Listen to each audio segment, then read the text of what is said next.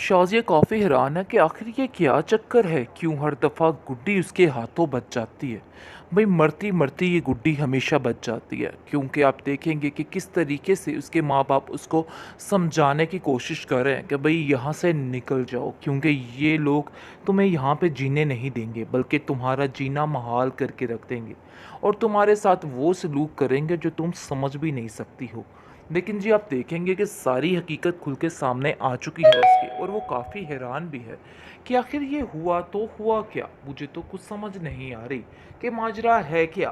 लेकिन जी आप देखेंगे कि इतनी परेशानी के आलम बेचारी गुड्डी को समझ ही नहीं आ रही कि वो इन लोगों का मुकाबला कैसे करेगी। लेकिन वो ठान लेती है कि इन लोगों को सबक ज़रूर सिखाएगी। लेकिन आज तक वो बच्ची बोली नहीं, लेकिन अब उसको पता चल चुका है कि इन लोगों से बदला लेने के लिए उसे कुछ भी करना होगा।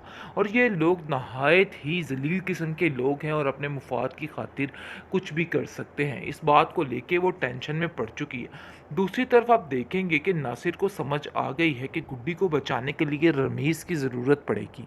इसलिए वो कहता है कि हमें रमीज़ को पकड़ना होगा, फिर हमें पता चलेगा कि आखिर गुड्डी के साथ माजरा हुआ तो हुआ क्या। क्योंकि अगर रमीज़ पकड़ा गया फिर तो सारा सच झूठ सामने आ जाएगा, और जो कुछ गुड्डी के माँ बाप के साथ हुआ था वो भी खुल के सामने आ जाएगा।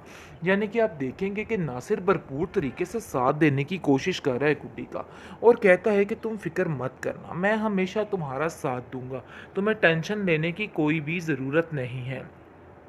बहुत ज़्यादा गुड्डी जो है वो उदास हो चुकी है, क्योंकि उसको समझ नहीं आ रही कि वो क्या करे। कभी इधर देखती है तो उसको परेशानी, उधर देखती है तो परेशानी। लेकिन अब वो सोच रही है कि वो इस घर से कैसे निकले, क्योंकि अगर वो इधर से निकलेगी तो उसका काम पूरा होगा, वरना ये लोग उसको जान से मार देंगे। इस चीज़ का अंदाज़ा तो बेचारी गुड्डी को हो ही गया है, क्योंकि वो जानती है कि जो उसको ख्वाब आया है वो बिल्कुल भी गलत नहीं है, और ये लोग इस कदर जालिम है कि कुछ भी कर सकते हैं। अब वो उन पे यकीन नहीं आश्चर्य करती, क्योंकि वो अपने माँ बाप के लिए कुछ भी कर सकती है। उसकी सादगी पे ना जाइए, उसकी मासूमियत पे ना जाइए, क्योंकि जब उसकी बात उसके माँ बाप पे आ जाए, उसके कातिलों का पता चल जाए, तो वो कभी भी इन लोगों को नहीं छोड़ेगी। क्योंकि इतने सालों तक किस तरीके से दोनों मियाँ बीवी ने किस तरीके से हर बात को छुपाए रखा, और सिर्फ इल्ज़ाम दूसरों पर दिया, और खुद अपने बहुत ही साफ सुथरे बने रहे।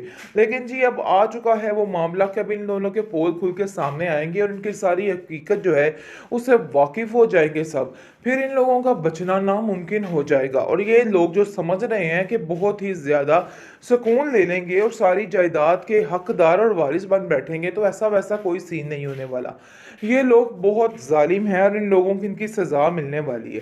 क्योंकि जैसे ही गुड्डी को इस चीज़ का इल्म हो जाए, तो गुड्डी इन लोगों को नहीं छोड़ने वाली, इन लोगों का ऐसा बका बाल करेगी कि बाकी सब कुछ ठीक हो जाएगा।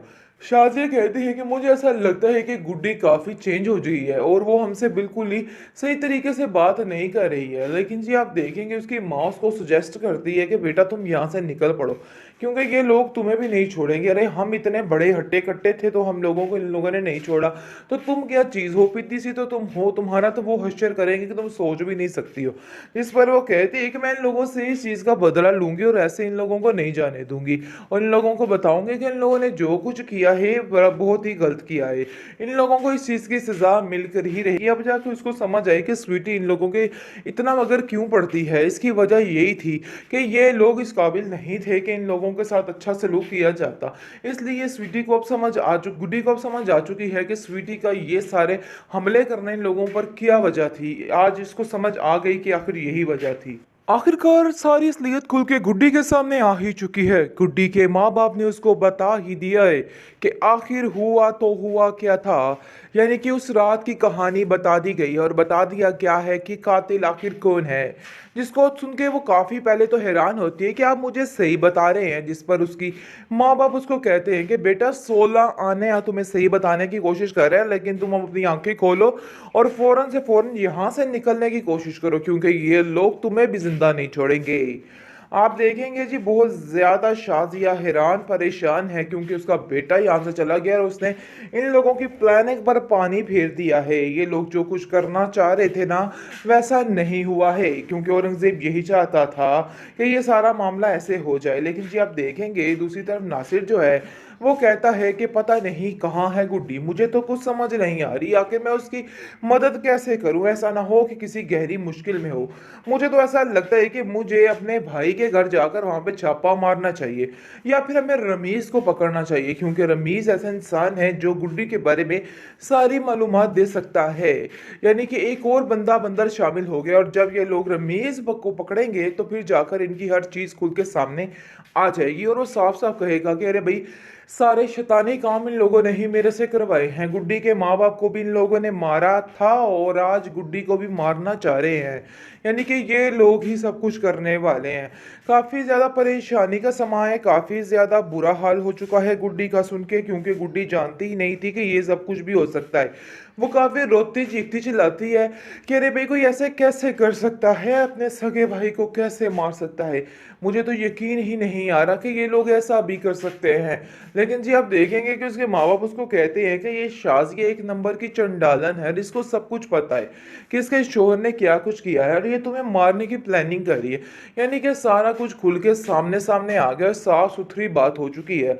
अब कोई भी शक की गुंजाइश गुड्डी के लिए बाकी नहीं रही। अब देखिएगा कि गुड्डी इन लोगों का हश्र क्या करती, क्योंकि वो अपने माँ बाप के लिए कुछ भी कर सकती है।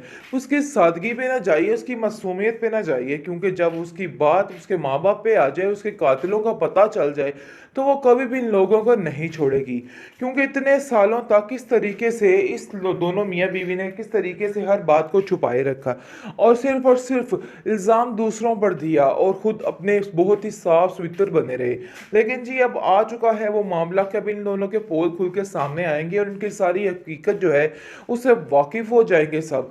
फिर इन लोगों का बचना नामुमकिन हो जाएगा, और ये लोग जो समझ रहे हैं कि बहुत ही ज़्यादा सुकून ले लेंगे और सारी जायदाद के हकदार और वारिस बन बैठेंगे, तो ऐसा वैसा कोई सीन नहीं होने वाला। ये लोग बहुत जालिम हैं, और इन लोगों की इनकी सज़ा मिलने वाली है। क्योंकि जैसे ही गुड्डी को इस चीज़ का इल्म हो जाए, तो गुड्डी इन लोगों को नहीं छोड़ने वाली, इन लोगों का ऐसा बका बाल करेगी कि बाकी सब कुछ ठीक हो जाएगा। शाज़िया कहती है कि मुझे ऐसा लगता है कि गुड्डी काफ़ी चेंज हो गई है, और वो हमसे बिल्कुल ही सही तरीके से बात नहीं कर रही है। लेकिन जी आप देखेंगे उसकी माँ उसको सुजेस्ट करती है कि बेटा तुम यहाँ से निकल पड़ो, क्योंकि ये लोग तुम्हें भी नहीं छोड़ेंगे। अरे हम इतने बड़े हट्टे कट्टे थे तो हम लोगों को इन लोगों ने नहीं छोड़ा, तो तुम क्या चीज़ हो, पिद्दी सी तो तुम हो, तुम्हारा तो वो हश्र करेंगे कि तुम सोच भी नहीं सकती हो। इस पर वो कहती है कि मैं इन लोगों से इस चीज़ का बदला लूंगी, और ऐसे इन लोगों को नहीं जाने दूंगी, और इन लोगों को बताऊंगी कि इन लोगों ने जो कुछ किया है बहुत ही गलत किया है।